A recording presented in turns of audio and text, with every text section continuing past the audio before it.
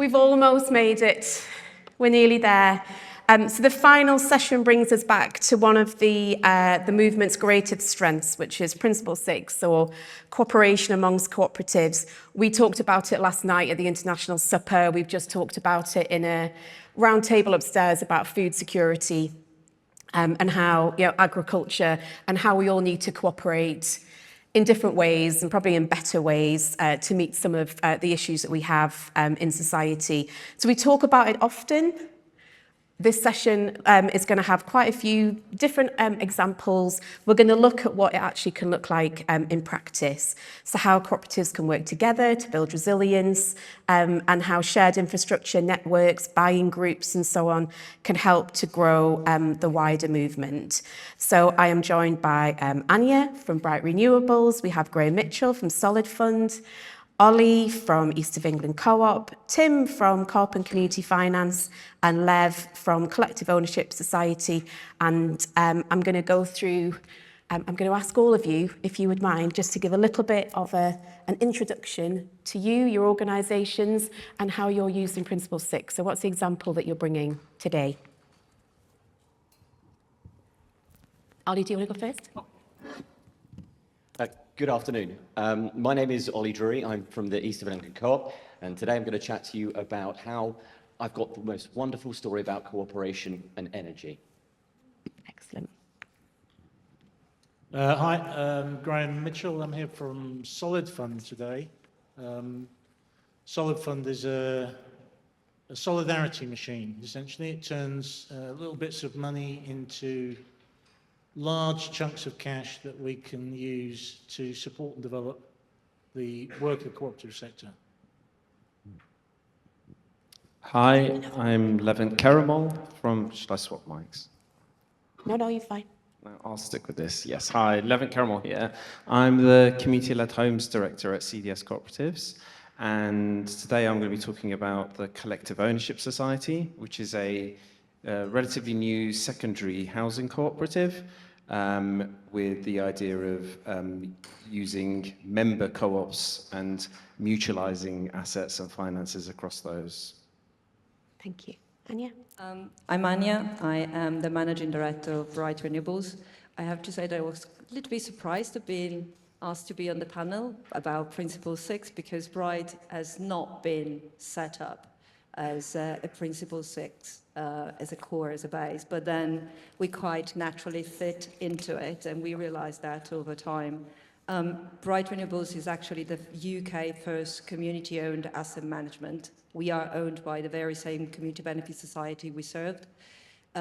We specialize in renewable energy, and everything literally started with a bunch of community benefit society back in 2018. Sitting together and realizing that there was a gap that volunteer-led entities were not able to fill while having to manage from small to bigger site of renewable energy sites like a 5 or 6 megawatt solar farm. And at that point is when they decided to pull together their resources, financial resources, apart from knowledge and know-how, and it's why and how Bright Renewable started. Lovely, thank you. Tim? Okay. Hi, I'm Tim Coomer from Co-operative and Community Finance. Some people may know us as ICOF, and I'll try not to get into too many acronyms. But yeah, here today for one of the funds that we manage, which is called Community Shares, ICOF. And come here to talk about the collaboration between Co-ops UK, Plunkett UK and locality around community share investments and what people may know as the Booster Programme and how we're moving forward with the Booster Programme and making equity investments into primarily community benefit societies and projects, as we heard earlier from people like Sister Midnight, and making investments into those projects. That's me. Brilliant, thank you. So we're going to hear from each of the panel members. We're going to have a question and answer, see where Principle 6 has actually worked within their organisations, and then we're going to pull it together to see if there are any other opportunities that there might be that we can maybe take away to our own co-ops after today, and then we'll be opening it up to the room for questions as well, and then we'll almost be there, almost finished. So in terms of Ania, I was just going to ask you, so you talked about, it's about pooling financial resources, but also specialist expertise and resources as well, and building infrastructures. And community energy projects, they have that really strong local and community purpose, but they do face technological challenges as well, which is what you're supporting them with. So how does providing that through Principle 6 or doing that as a shared endeavour, how does that make the biggest difference to those individual organisations? Well, as I was saying before, the majority of the community benefit society are led by volunteers, which a lot of them has a big know-how, but to run a solar farm, you actually need quite a bunch of skills that can span across technical expertise, legal expertise, finances expertise, operational, and that you can pile up over to them. Volunteers, for how much they have passions, they sometimes don't have the skill set, or occasionally they simply don't have the time or the know-how how to do that. And share support, it was literally the idea behind the creation of our company, was if a community benefit society doesn't have it, can our single center of services being able to support them either entirely or just for the skill set that they are missing in that specific moment or in that specific circumstances. And basically does respond to a simple question: what we don't have and we need access to. So the idea was, if our center of service cannot provide it, then we need to build a network of like-minded partners in the community benefit society space or in the cooperative space, making sure that the collaboration was driven by ethos and values rather than purely transactional. And in that way, we kind of win. It's a win-win for everybody. And basically, I think I hope I responded. Yeah, no, absolutely. And in terms of that, because I think it's really important to make sure that you can bring in the right skills that you need and the capabilities to make it work. How does that kind of balance with the ownership and, by the community, and making sure that they still feel and still are owners and are involved? And how does that sit alongside the support that you provide? They are. So if we go back to the way that our company is structured, we are owned by Community Benefit Society. Community Benefit Society has a very big say on what we do, how we do it, and for whom we do it. They have been sitting with me towards all of this period, deciding what scope of work the company should be able to provide to similar entity in the voluntarily led space. How much we can provide in-house, how much actually we could try to outsource with like-minded. They are the one that decided even my rate card. I do sit with them, and once a year we do discuss our rate card to make sure it is in line with what the Community Benefit Society can actually pay. And when we realize that, depending on the Community Benefit Society, you might have some that are quite developed. They have a 10, 12 megawatts already on their portfolio. Some others are small rooftops. So we are trying to collaborate all together to find a way to provide support even to the small one. Great, thank you. So kind of a dance. Yeah, and you said that Principle 6, that wasn't the reason that, you didn't set out to do that on purpose. It's just something that, do you think that can happen just quite organically in a co-op? And I think it does. Definitely, it happened to us. We were created for a specific purpose. At the time, they didn't have technical support.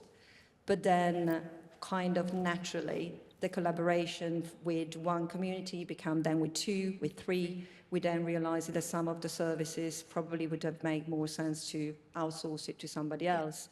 And we naturally started to create the network and the know-how we all have at the moment. So as of today, we are proudly helping manage 18 megawatt of renewable energy assets and supported our community benefit society to distribute just north of £1 million in community benefit funds.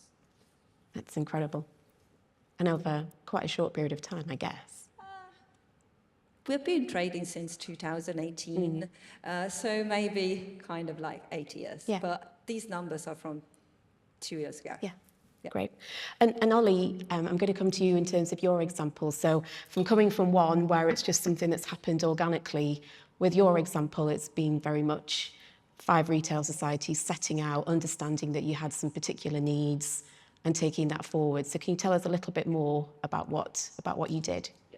Fantastic, thank you. Well, if you can imagine, the problem is that a lot of us try and do things by ourselves, and you've got 5 different businesses trying to negotiate an energy deal. And the beautiful story that I have to tell you today is the fact that 5 of our retail cooperatives came together to negotiate an energy deal together.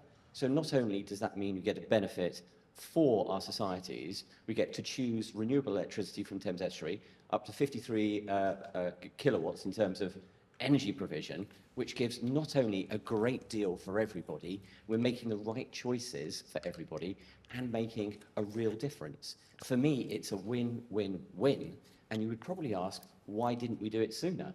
And I'm really excited because it's a proof of concept. The bit that I just want to add on to the end of it, it was done in 12 weeks. It didn't take years. And that's why, for me, it's a wonderful proof of concept.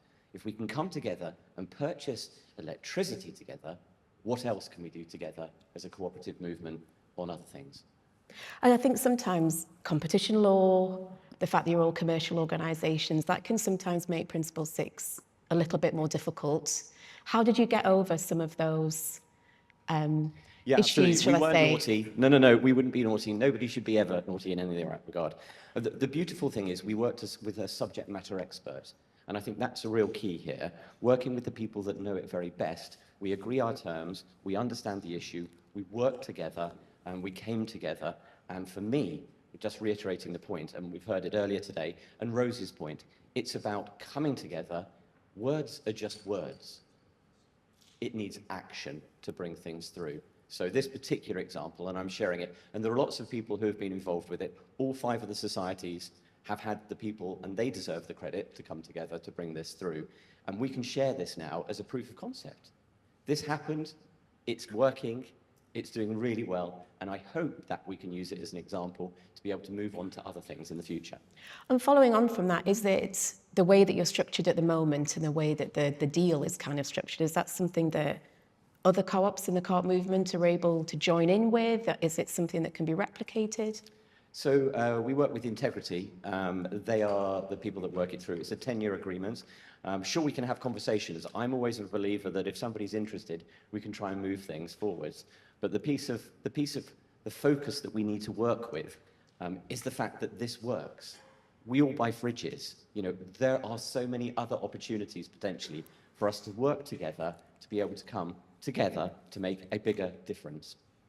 Excellent, thank you. And we're going to come on later to where there are other opportunities that we might be able to work more closely. But I'm going to come to you, Graham, next. I'm not sure if everyone in the room fully understands how Solid Fund operates. I wondered if you could just give a little potted... Sure, yeah. It's a really complicated system. It takes an enormous amount of intelligence and time to understand it. So what happens is that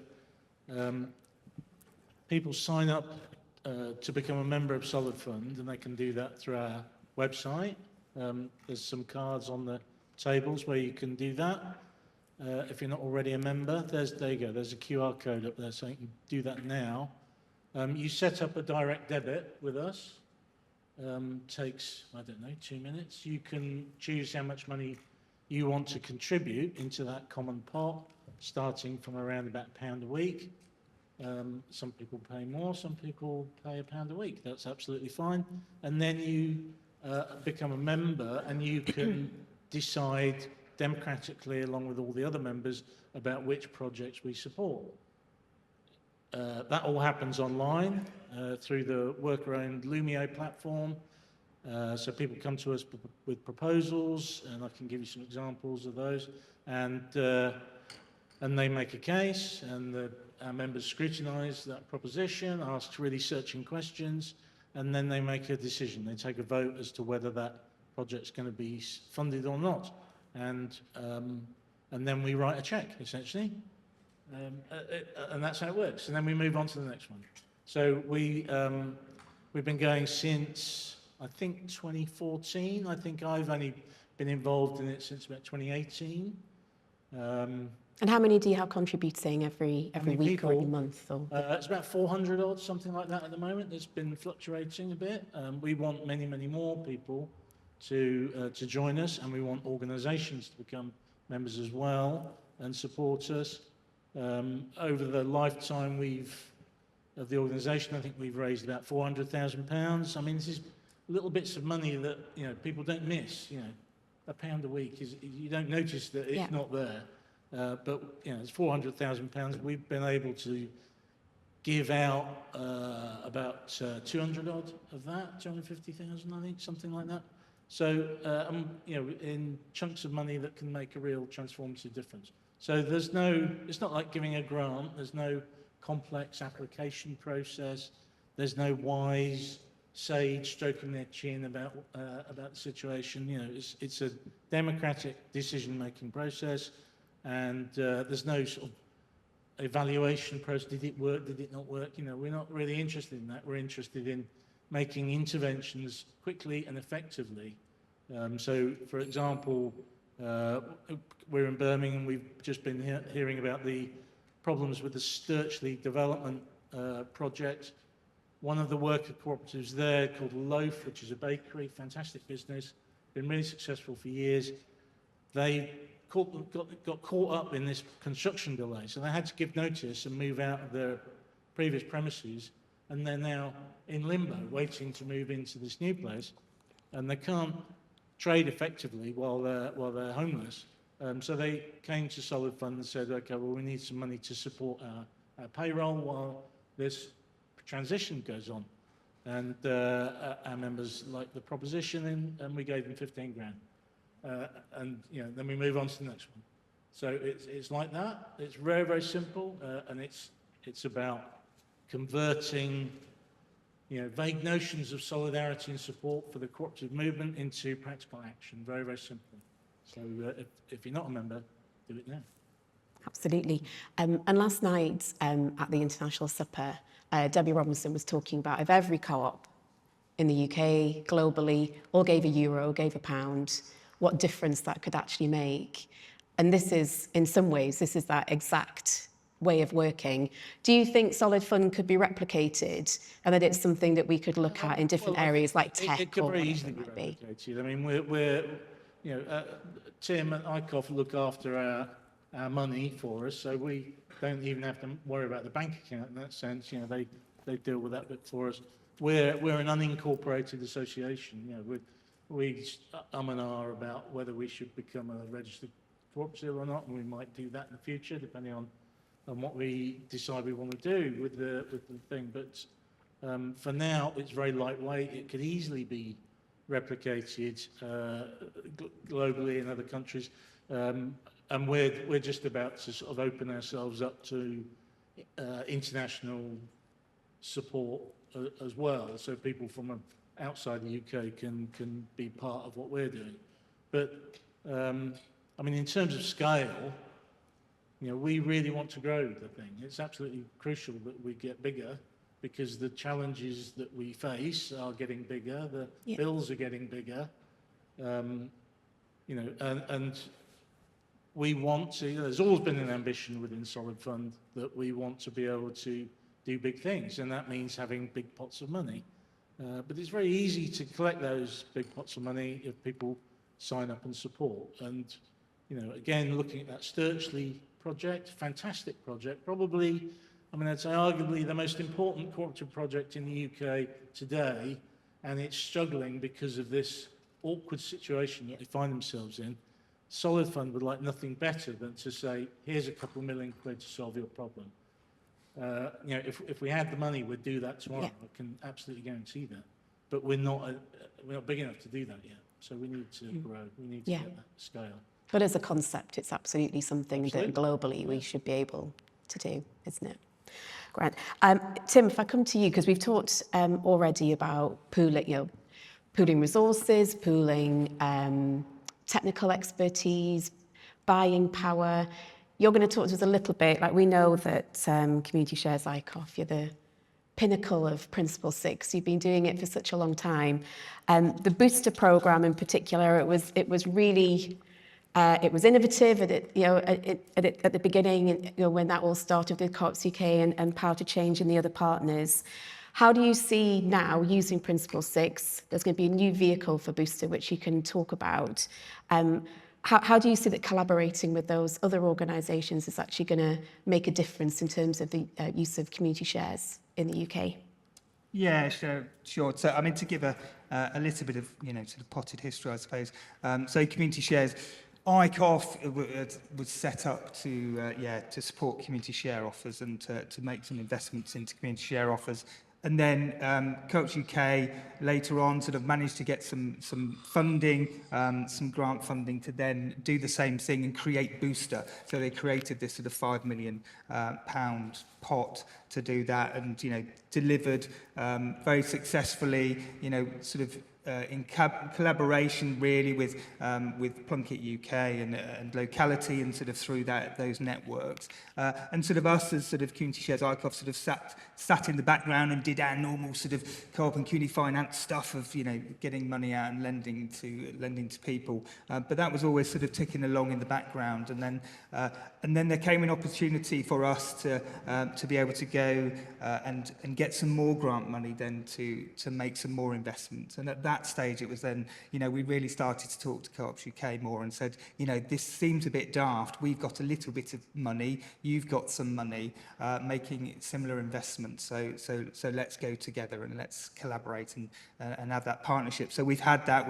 We had some money through the what's called the Access Foundation, and we've through the Booster program. Sorry about all these different names for everything, but effectively we've been investing money in lots of different sort of programs, from community hubs, King's Heath here in Birmingham, sort of supported their community centre, invested in that more recently, to pubs, to community energy programs, and there's quite a breadth there.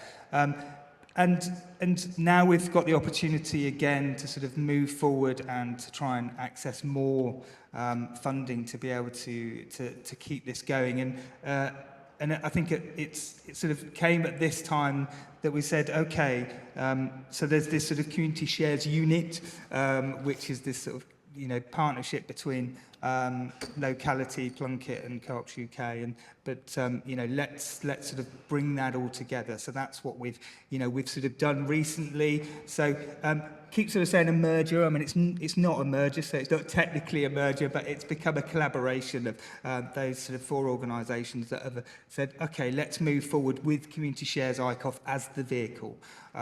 So the money that sits with sort of Co-ops UK in Booster now that is invested, when that investment comes back, so when we're able to withdraw that investment, that will come into this pot, and we'll be able to invest it and keep investing in new share offers, which is really quite exciting. I mean, the Booster pot, I think, roughly around sort of 5 million.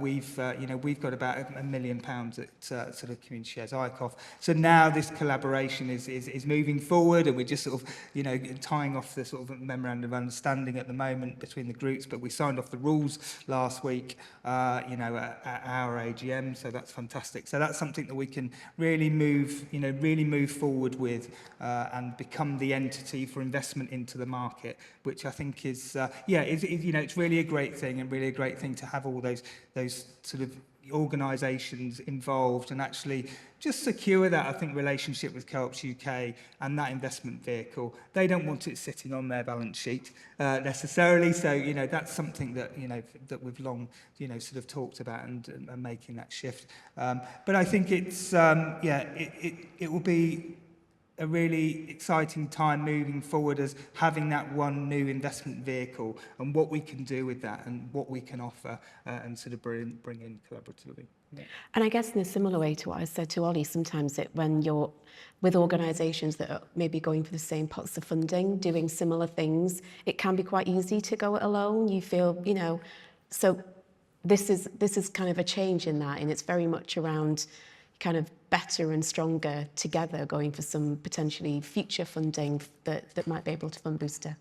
Yeah, definitely. I mean, I think, I think we got to the point where it just seemed a bit daft that, we were potentially going for the same pot of money and let's just come together and move that forward. And what we've done, and I think, but as I said, I think there will be other opportunities then to do that. I mean, Principle 6 for us as an organisation has always been very important. Whether we're trying to get somebody to work with, in the media or whoever, things that we're buying in, Principle 6 is always important to us. So we always look to co-ops first, and then, if that's not possible within what we want, then we sort of look at, other values-driven organisations. And I think that's imperative, and that's always been in our DNA, really to do that and to work with other co-ops. Maybe that's the takeaway. It's daft not to do this. Yeah, it doesn't make any sense not to do it. Yeah.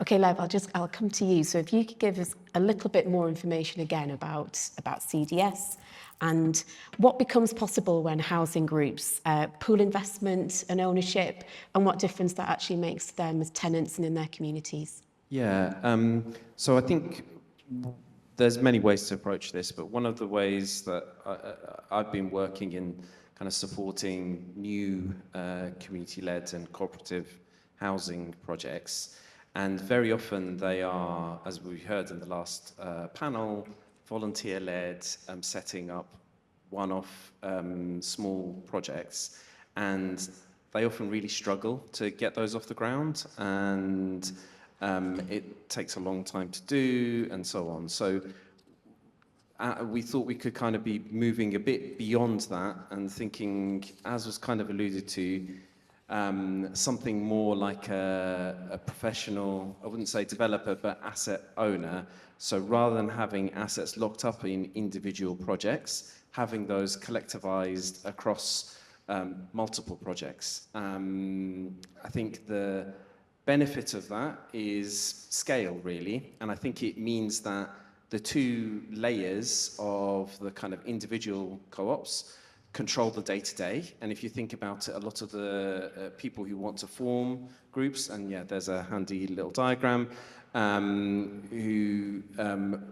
lot of the groups who want to form community-led housing, want to live in community-led housing, they're interested in that lived experience. Can they control their own home? Do they have their own security? Can they decide who gets to live there, and so on?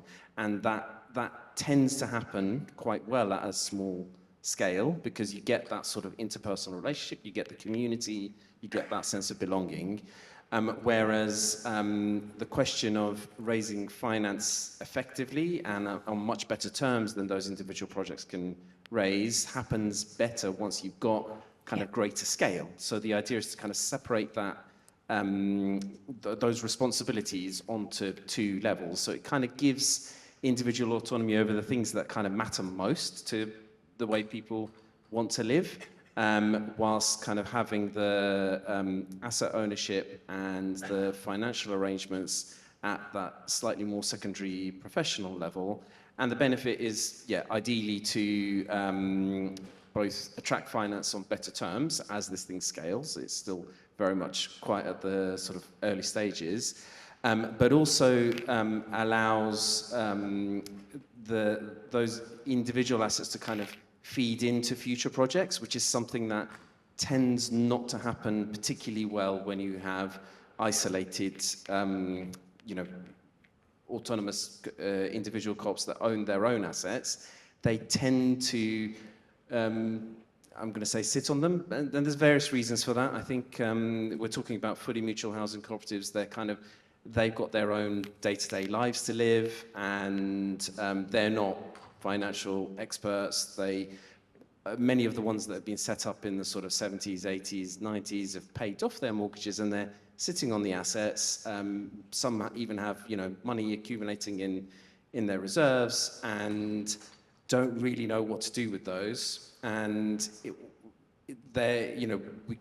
we've seen a couple of examples of peer-to-peer lending, so one co-op lending to another, but they struggle to make those kind of decisions at the scale of, we're talking about a bunch of residents. They're not large organizations dealing with that. So the idea is that is, as I said, collectivized at the kind of secondary level. In terms of those housing co-ops that you were just talking about, that maybe are smaller, don't have that scale, do maybe struggle to make some of those decisions about what to do with their assets.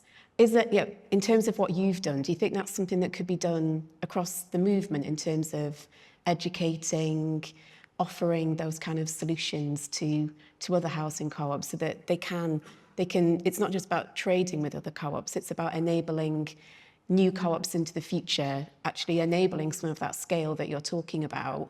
And similar to what Graham was saying, kind of it's a culture of solidarity with other cooperatives, and surely that's a way where we can help to double the co-op economy. Do you think it's something that collectively we should be able to do as a movement, using housing as an example?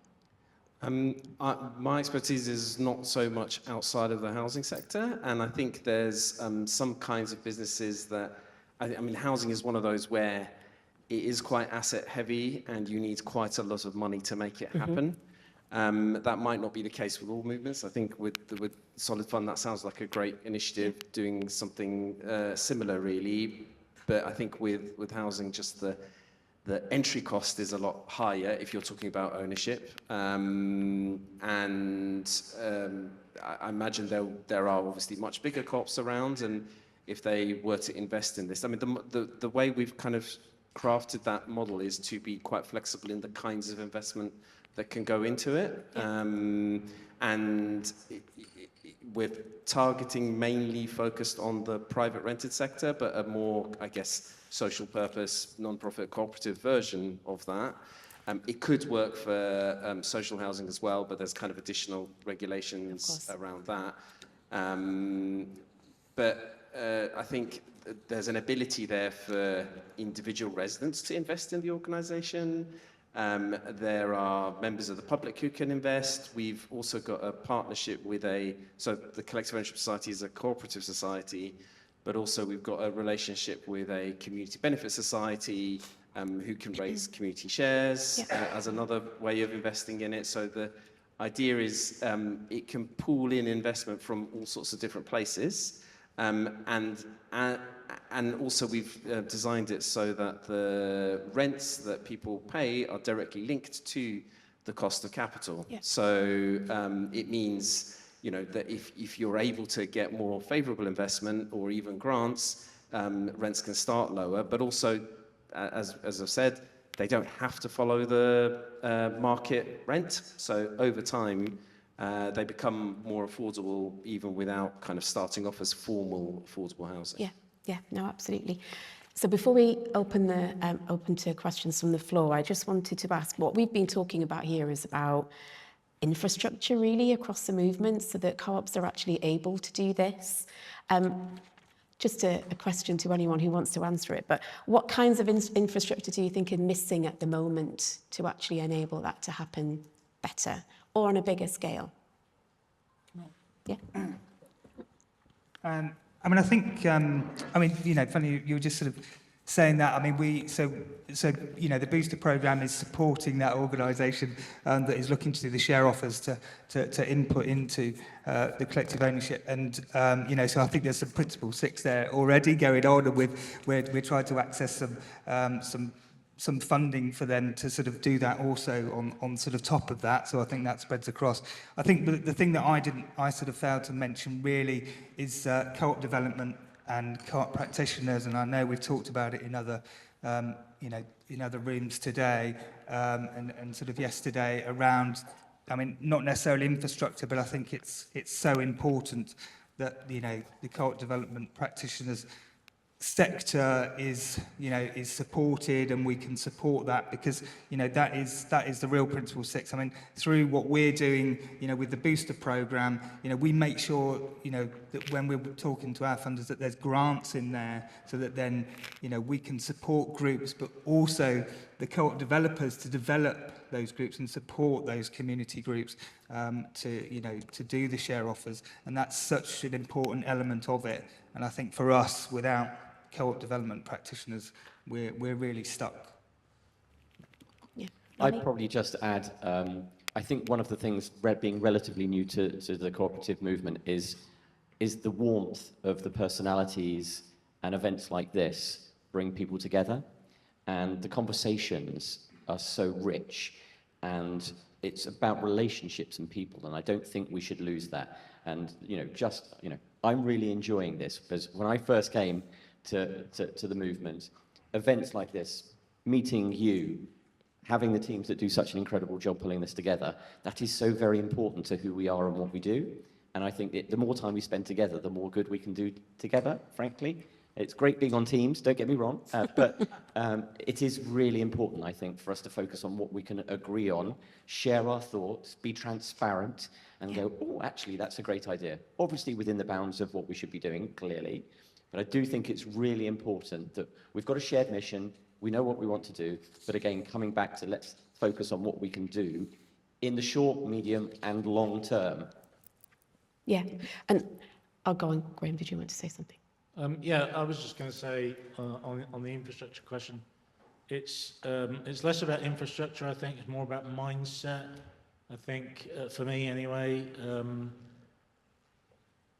we have a cooperative movement which tends, I mean, it's a very old saying, isn't it? It's not very cooperative and it doesn't move very much.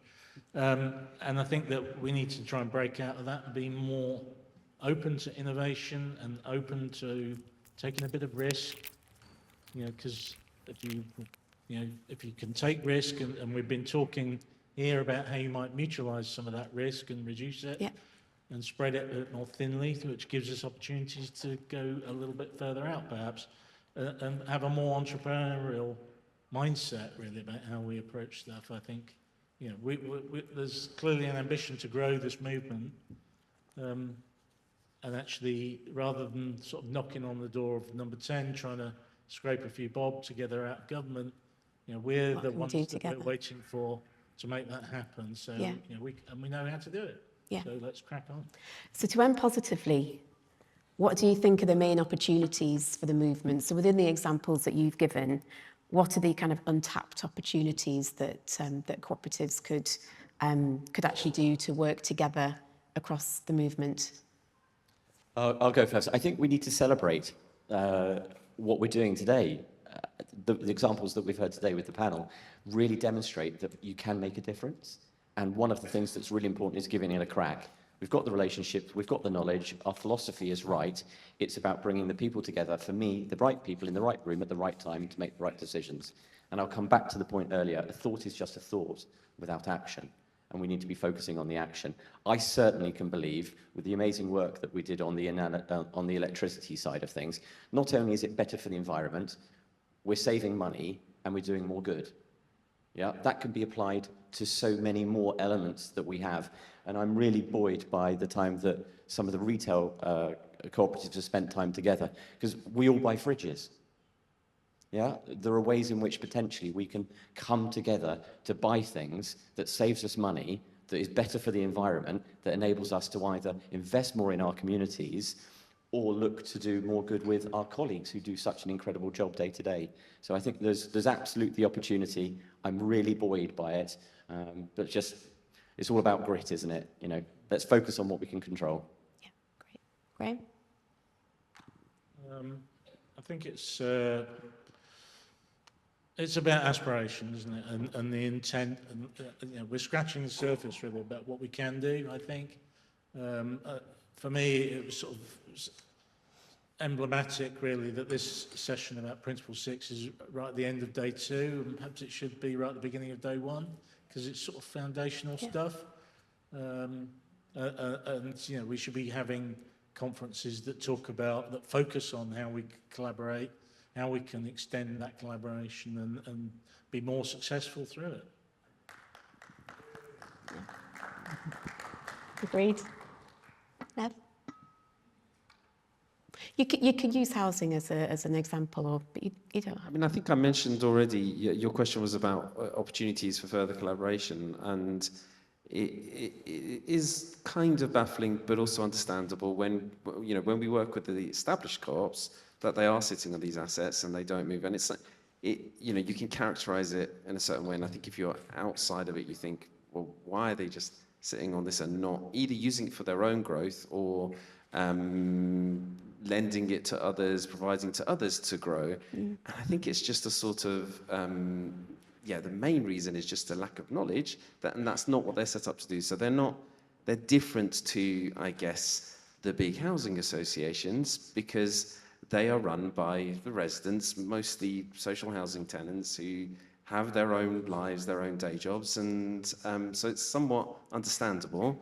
And I think what we've lacked maybe is the ability to engage in that. I think sometimes you get startup groups asking for money, and it kind of comes somewhat abruptly, and they don't, and the established co-ops don't really know what to make of that. And I think some of it is they don't even have a sense of a long-term business plan of their own, and how much money do they need to hold? What is a safe amount that they could refinance, for example? They're not thinking about that. What do they need to set aside for their own kind of long-term management and maintenance and so on, major works, etc. And I think so they need a bit of support to do that, and I think that doesn't exist hugely at the moment. So there's kind of, it is a little bit co-op development. It's the technical support in their particular area that will help them kind of see those opportunities and kind of see that they might be investing in other things as well. Yeah, I guess that takes us right back to what you said at the beginning, isn't it, Ania, about making sure that you've got the right people, getting the right advice at the right time to be able to make the right decisions to take things forward. Yeah, no, absolutely. But honestly, I do know a bunch of community benefit societies that would love to be able to install solar panels on housing co-ops and sell to PPAs and on-site billing energy directly over to them, and making sure that kind of the circle keeps going locally. And also to echo Ollie, I think that we do need action. We have the network, we have the infrastructures, we have projects and very great minds and big objectives. And we should probably try also, not just within the co-ops, but co-ops and community benefit society, which already there are projects bridging the two sectors, but really trying to find a couple of projects to give us a quick and a long-term win. Yeah. Thank you. Do you have anything else to add, Tim? No, just echo that really, and I think ambition is something we need to do, and just sometimes we just need to check ourselves, and it wasn't necessarily easy. The Booster and Co-ops UK and there's a sort of partnership involved there. They'd managed to raise £5 million, and they'd invested it and all the rest of it. So there was some feeling there that okay, we're letting that go almost. But we got there, and it's so important that we do. So sometimes we just have to go through those challenges. Yeah. Okay. Well, thank you, all of you. It's been great to hear all of your examples. Are there any questions? Oh. I have a question. I just want to share with you something which has been on my mind about 2 years ago. So I work in Hackney in London. My name's Douglas, and I'm a co-op developer. And I just need your help here. Housing co-ops in London, 268. Okay, unallocated reserves. This is not reserves allocated for housing maintenance. This is just money sitting in a bank account, or 268 bank accounts, 229,529,540 and 16 pence. It's so big you can't read it. It's so big I can barely get to it. I mean, 217 million pounds. And we're saying, oh, well, they don't really understand. Come on, guys, help me as a co-op developer to at least, I don't want to spend this money personally. I mean, we want to build, we have a housing crisis in London. And it just seems to me, oh, mate, what are we doing? So, please just advise me a little bit on this. And I know I'm being a bit challenging, but that's Doug, that's how I am. Do you want to? Yeah, I completely agree. I think one of the things is what we're trying to do with collective ownership is to kind of embed that into the structure. And I think the way a lot of those housing co-ops were set up back in the day, it was assumed that cooperation amongst co-ops would just naturally happen. And for one reason or another, I don't think it's necessarily ill will. I think it is, probably more lack of knowledge, lack of knowing how to do it, what to do, what is a good investment, what isn't, and so on. That probably limits it. But I think that's the idea. If we set up the structures right, and I wish we'd done it earlier, there is the capacity for those organizations to say, let's transfer their assets or even lend money into this vehicle. So in a way, it removes the decision-making around how those free reserves might be used into a kind of centralized body that kind of has more professional knowledge and experience in how to invest it and which properties to buy and all that stuff. But yeah, I think that just in my experience, that is probably, I think we have to build something that works first before they kind of feel safe in investing in something like that. They are very cautious, very risk averse. And again, I think that's explained because most of them have come from a position of housing precarity. They probably, some of them will have experienced homelessness, whatever, but that was 30 years ago or whatever. So. Yeah. And I was at the CCH conference last year, and they were certainly talking about this in November. I don't think Jane's here anymore. But yeah, so it's you're right to challenge. And sometimes I think when we don't challenge, we're never going to be able to have some of these difficult conversations. And we talk a lot about being custodians of the future cooperative movement. And I think that's something to bring out through Principle 6 as well. That it's not just about what we've got now, it's about what we want into the future as well and for future members. And so I think it's quite important that you do challenge on things like this, because otherwise we're just going to stand still. I know that Sean had a question, but I don't know whether he's got the... Oh, sorry. Okay. And then Sean. Hi there. Always inspiring, and I'm interested to hear about co-op collaboration. Our co-op in the last 10 years, and we tried very hard to do it, probably got half a dozen away, something like that, as part of the CoTech network that we helped to set up. And sometimes setting up the sorts of projects that I had in mind there, or you've been speaking about today, can seem a very long way away or a hard step for people listening and thinking, oh my God, I don't know anyone at the co-op, how am I going to get this started? But another great way to support the cooperative movement is buy co-op goods and services. As a business, as an individual, if I need to buy some coffee, I try to buy co-op coffee. If I need to buy a bottle of wine, I try to buy a co-op produced and sold bottle of wine. If we didn't have an office. If we did, we would try to get cleaning services from a co-op that does the cleaning services. That's something that we could all much more consistently do. So my ask would be, if you're buying things, think, can a co-op do this? If you work somewhere where it's someone else's job in the procurement department, go and stick a post-it note on their monitor that says, can a co-op do what you're buying? That's the easiest and most within our own control lever that we can pull to grow the co-op movement and to strengthen each other's businesses. Yeah, great, 100%. Ollie, I know we've talked about member first. Well, we talk about that at Co-ops UK, but co-op first. Is that a policy that you have East of England wherever possible? Or? Oh yeah, absolutely. So just for context, East of England Co-op, so we're about 3,000 strong, 200 stores. across food, funeral, travel, secure. So if anybody needs any secure business, we're absolutely that, just coming back to the point of promoting one another. It's really important to us that we support everybody in our community in regards to what we do and how we do it. And to that point exactly, we should. Our caterers, for example, didn't used to buy the food from the co-op. We had a chat with them, now they buy it all from us. It's not necessarily the hard thing to do. I love the idea of challenge. We need robustness, we need transparency, and the difference between kind and nice is very different. We can all be nice, but sometimes we need to be kind to one another about the difference that it makes. I can tell you I've spent some time with the youth that we've got coming through, and I'm buoyed by that because they've got an absolute appetite for change. And it's so wonderfully exciting. It's contagious. I would question, we've agreed on this a lot. It's all about why not rather than why. Yeah.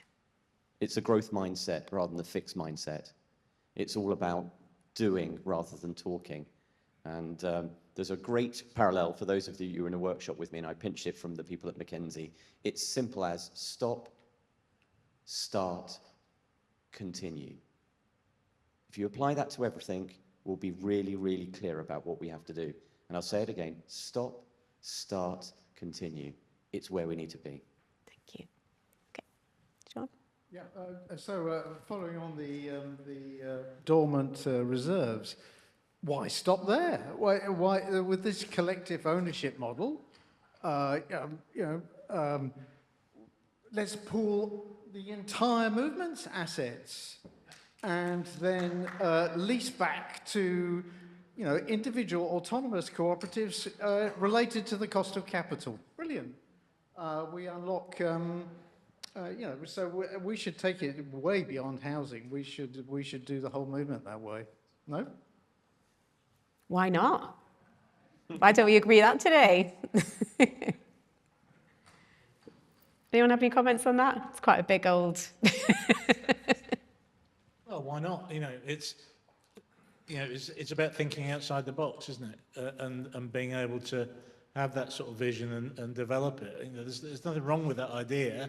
Obviously, there's a lot of work that needs to be done between idea and execution, but there's nothing theoretically, sort of panic-stricken about it or that's going to make it fail out of the box.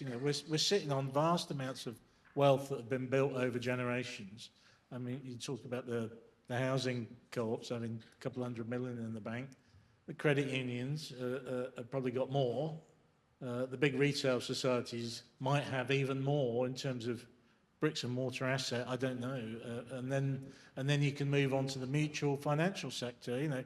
It gets bigger and bigger.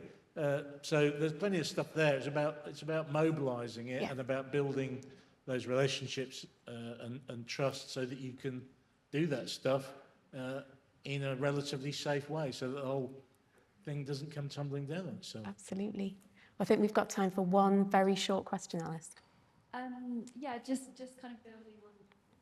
Yeah, just building on the challenge, I guess, and one of the things that I've noticed is that the retail societies will kind of do fundraising in store or donate to local charities. And I think the thing that I'm always saying is actually if that, I think several thousands of pounds, were donated last year by one retail society to some charities. And so I think there's a thing around, if it is Principle 6, can those retail societies focus fundraising efforts on cooperatives? And, if there are partnerships to be made with, local organisations, can co-ops be prioritised? So I think, the fundraising and the efforts in store are amazing. And I think that's so amazing how much money is raised. And obviously, a lot of passion from the colleagues that work in the stores. But just prioritise co-ops for that money. Yeah, 100%. Well, thank you, everyone on the panel. I think that's been, yes, we should probably have done it at the beginning. We thought it was so important. It would be the thing that kept people here until the end of Congress. So I think we've done quite well by having quite a few people in the room for this. And it very much comes back to, Principle 6. It's not just a principle to admire and talk about every now and again. It's actually something that we do need to take action on. And COPS UK, our strategy next year, it's very much a strategy for growth. And Principle 6, and a lot of what we've been talking about today is absolutely that. So I want to thank Ania, Ollie, Graham, Lev, and Tim.